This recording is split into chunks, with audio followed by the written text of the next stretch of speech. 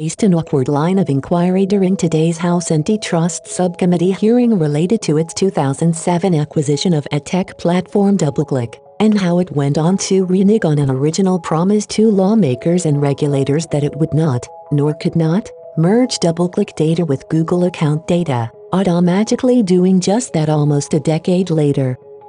By linking internet users' browsing data, as harvested via the DoubleClick cookie, to Google accounts, it was able to join the dots of user identities, Gmail email data, search history, location data and so on, Google already having collapsed the privacy policies of separate products, to join up all that activity with its users' wider internet browsing activity, vastly expanding its ability to profile and target people with behavioral ads.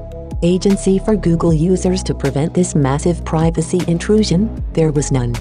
Rep. Val Demings contended that by combining DoubleClick cookie data and Google account data, Google had essentially destroyed user privacy on the internet, and, importantly, given the domestic antitrust scrutiny the company now faces, that had only been possible because of the market power Google had amassed.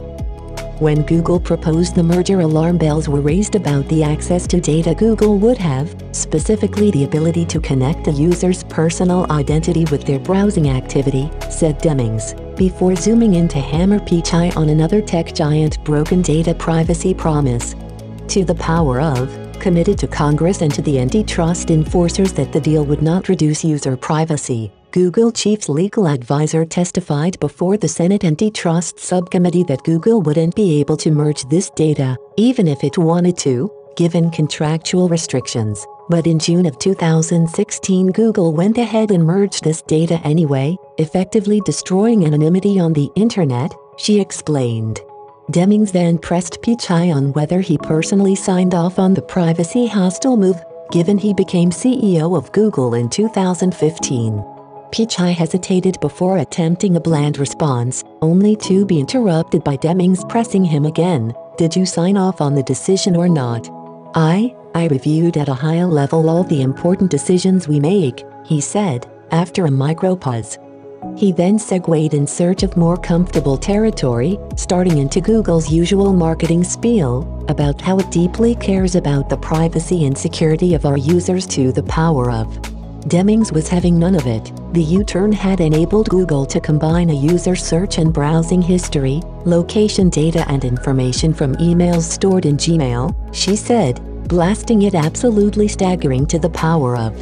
She then referenced an email from a DoubleClick exec who had told the committee it was exactly the kind of user reduction in privacy that users' founders had previously worried would lead to a backlash to the power of. They were unwavering on the policy due to philosophical reasons, which is Larry Page and Sergey Brin fundamentally not wanting users associated with the cross-site cookie. They were also worried about a privacy storm, as well as damage to Google's brand, she said, quoting directly from the email from the unnamed DoubleClick exec. So in 2007, Google's founders feared making this change because they knew it would upset their users, but in 2016 Google didn't seem to care, Demings went on, before putting it to Pichai that what had changed between 2007 and 2016 is that Google gained enormous market power to the power of. So while Google had to care about user privacy in 2007, it no longer had to in 2016. Would you agree that what changed was Google gained enormous market power? She asked. The Alphabet and Google CEO responded by asking for a chance to explain to the power of, and then rattling off a list of controls Google offers users so they can try and shrink how it tracks them, further claiming it makes it very odd to the power of for people to control what it does with their information. Some EU data regulators have taken a very different view of Google's transparency, however.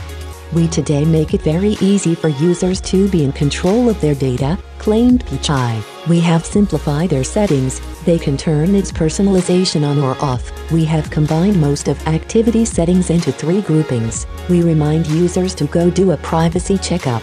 1 billion users have done so. Demings sounding unimpressed, cut him off again, saying, "I am concerned that Google's bait and switch with DoubleClick is part of a broader pattern where Google buys up companies for the purposes of surveilling Americans, and because of Google's dominance, users have no choice but to surrender." She went on to contend that more user data means more money to the power of for Google. Pichai had a go at denying that, starting an answer with the claim that in general that's not true to the power of before Demings repeated the contention. "So you're saying that more user data does not mean the more money that Google can collect?" That was easier for Pichai to sidestep. "Most of the data we collect is to help users and provide personalized experiences back to the power of," he shot back, neatly avoiding the key point that the access Google has given itself to people's data by cross-linking their web browsing with Google IDs and product activity enables the tech giant to generate massive profits via targeting them with creepy ads, which in turn makes up the vast majority of Alphabet's profit. But with that, Demings' 5 minutes were up, although the hearing continues. You can tune in here. Shortly later in the session, facing further questions around ad data, Pichai noted that Google no longer uses data from Gmail for ad targeting, although this change is relatively recent, June 2017.